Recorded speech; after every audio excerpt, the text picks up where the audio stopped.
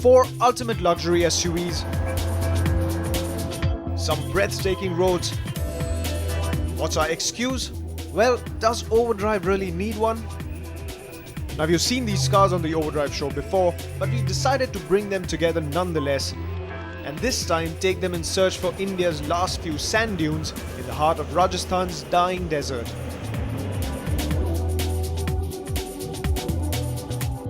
The Audi Q7 has been around for a while now and is due for an update very soon. First launched in 2006 in India, the first generation did its duty for over 8 years on the back of some facelifts and variants, but in the coming months, India along with the rest of the world will see an all-new second generation Q7. So it's only fitting that we sing the current generation's swan song. The BMW X5 got its upgrade last year and is now in its third generation. It has an advantage over its rivals here in that it is the most affordable car of the lot, just undercutting the Q7's pricing marginally. It also manages to undercut the Q7 and the other German giant in terms of size, and that helps it on these beautiful winding roads. In fact, I think it has the best road mannerisms of all the cars present here. The Range Rover Sport, to be quite frank, doesn't really belong to this league. It is after all just an affordable iteration of the iconic Range Rover family. And of course, it is the most expensive car of this lot by a margin. And while the others have at least the option of 7 seats, the Range Rover Sport seats 5 at best. But while the other SUVs are often called soft-roaders, no one can take away a Range Rover's bragging rights. It is as capable off the road as it is on it. Now, when Mercedes-Benz learnt of our little road trip, it decided to cheat just a little bit. So when we asked for the GL class, what they sent us instead was the GL63 AMG. And this kind of changes the ball game altogether, doesn't it? It's the only petrol car. It makes a staggering and AMG GT humbling 550 horsepower, and it now becomes the most expensive car of this lot. And just when we thought this road trip was just usual business for the team, things took an unexpected turn. Team Overdrive has been invited for a wedding by the aristocratic family of Behswara. Now usually weddings of these kinds have elephants, horses, camels of course in the desert backdrop. So we brought along what we thought would serve this setting the best, 4 luxury SUVs. Our host was the Kunwar Sahib of Behswara, Shiv Pratap Singh, whose daughter was marrying the son of the Thakur Sahib of Khejarla. Now, weddings are considered amongst the most important events of our lives, even more so for Rajput families.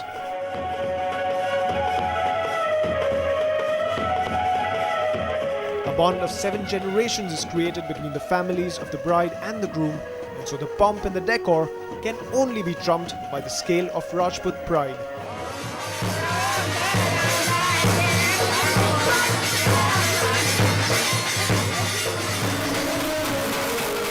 And it's not just the families and the friends involved in the festivities, the entire village was part of the celebrations, not to mention the aforementioned camels, elephants, and even some dancing horses. Of course, the inclusion of each of these animals is symbolic. An elephant exudes power and sheer magnitude. A horse, speed, agility, and the ability to traverse the breadth of the kingdom with ease. And a camel for its desert taming ability.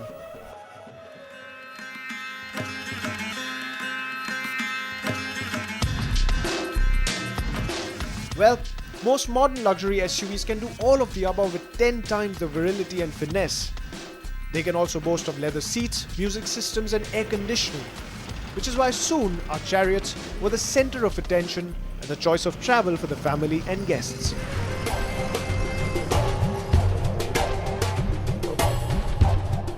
The 4 SUVs managed everything that the desert threw at them. Narrow trails, sometimes even the lack of them. Thorns, bushes, thorny bushes, loose sand and gravel. Their respective all-wheel drive systems, Audi's Quattro, Mercedes' AMG 4MATIC, BMW's X-Drive and Land Rover's Terrain Response 2 systems begged for more and didn't even break into a sweat. The four SUVs looked majestic in the backdrop of the setting sun in the desert. SUV design has changed drastically over the years. Their ruggedness is now masked by an elegant flowing design, no rough edges, no ugly functional claddings, and no afterthought housing for guns and shovels. They're designed to look like cars and not tanks or battleships, which in a wedding is a good thing. Well, of course, these cars weren't here just to be ornaments at the wedding. We got them here for a specific purpose, which is to drive the members of the family and their esteemed guests out here in the middle of nowhere in the deserts. So drive through sand dunes and, well, do a bit of off-roading. And in the process, find out what these people actually look for when they sit in and purchase cars such as these. So let's find out what they thought about their drive here. Well, of course, the Range Rover is number one. No, for personally me, it would be a Q7 always. Well, I'll say, coming up the hill to come to the sand dunes, I would come in the open jongas. And going back, I'll go in the BMW. So I'll make most of both of them. Mercedes would be a definite choice for me. Personal love for vehicles would be Jeeps, definitely, because from childhood we've been always living with them, and it is basically like a part of us from ages. Like going into open top Jeep in the village is altogether a different thing. And with these new cars, they're definitely very good, and performance-wise they're very good. And comparing them both is definitely the new vehicles. They get a much better chance with the new technology. Well, I've been here earlier on, of course, in the Jeeps, the 52s and the Fords and all that. It's the first time I've come in this vehicle here. And it's been a different experience. Of course, air conditioning is there in this heat.